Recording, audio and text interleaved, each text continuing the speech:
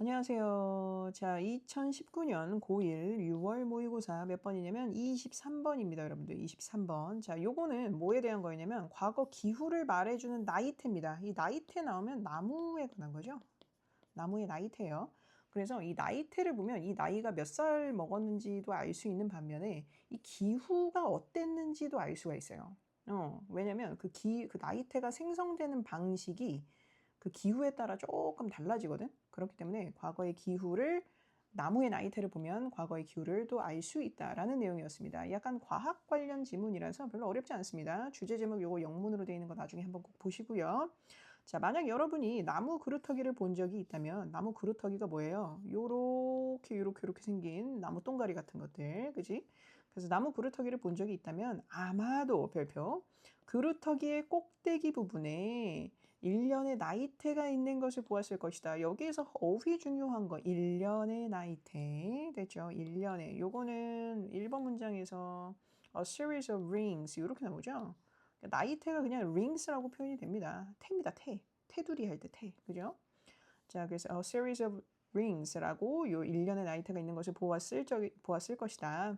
자, 이 나이테는요. 이 나무에 새겨진 요 나이테는요. 그 나무의 나이가 몇 살인지 그 나무가 매해 살아오는 동안 요거 별표 살아온 동안 뭐가 어떠했는지 날씨나 기후가 어떠했는지를 우리에게 말해줄 수 있다. 우리에게 알려줄 수 있다라는 거죠.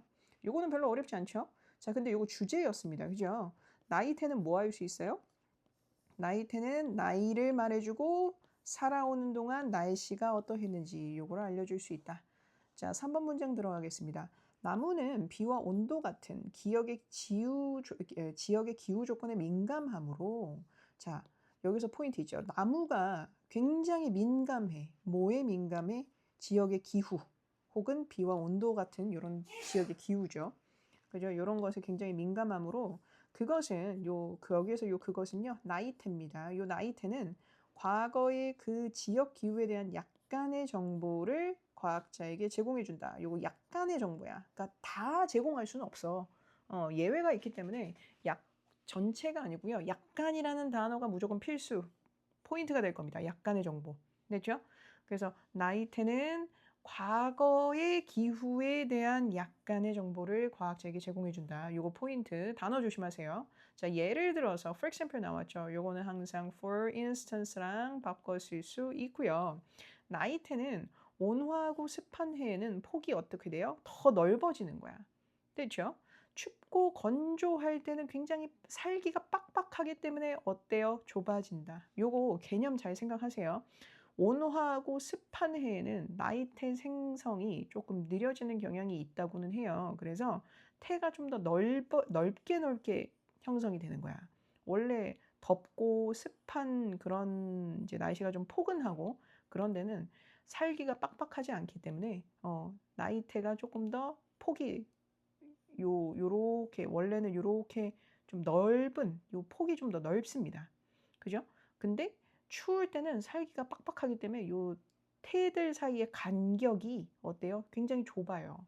됐죠? 그래서 춥고 건조할 때 살기가 힘들 때는 폭이 더 좁아진다. 됐죠?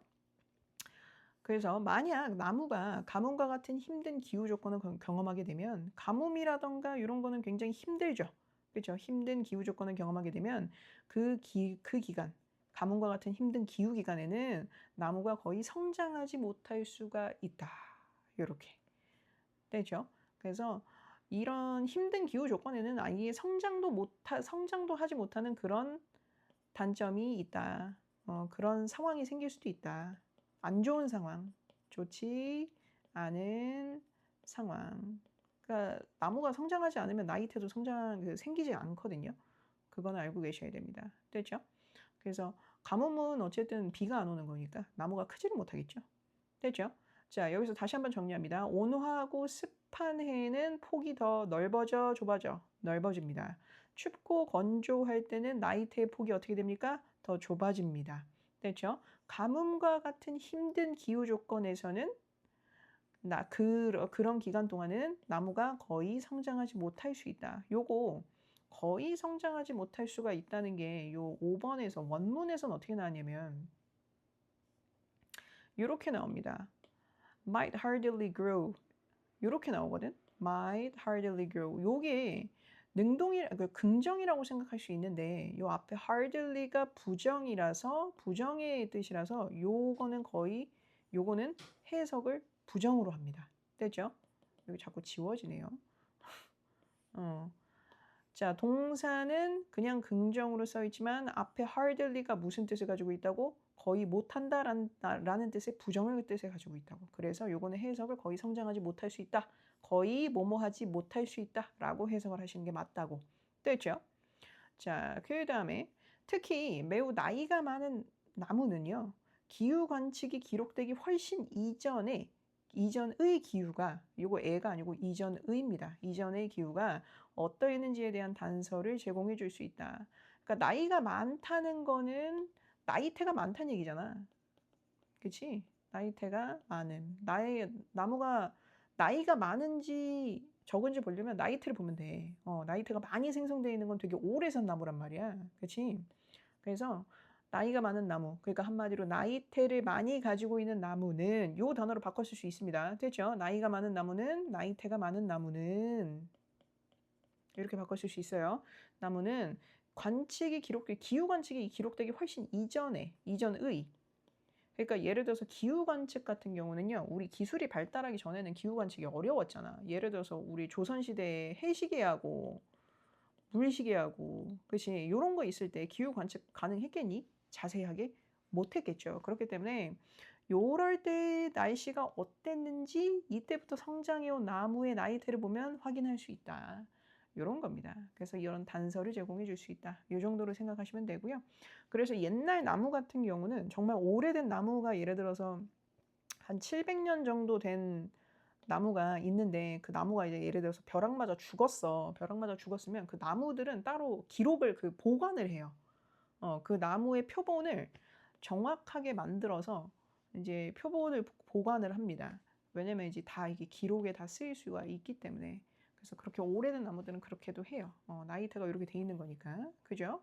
자, 이 정도로 이거는 마무리를 하고요. 이거는 본문이 별로 그렇게 어렵지 않습니다. 딱 봐도 그렇게 많이 내용이 나오지 않죠. 대신에 내용일치 조금 조심하셔야 될 것 같고요. 그리고 내용일치가 이제 내용일치, 불일치 그거 얘기하는 거죠. 그거랑 어휘랑 문법 조심하시면 되겠습니다. 이렇게 이건 여기까지.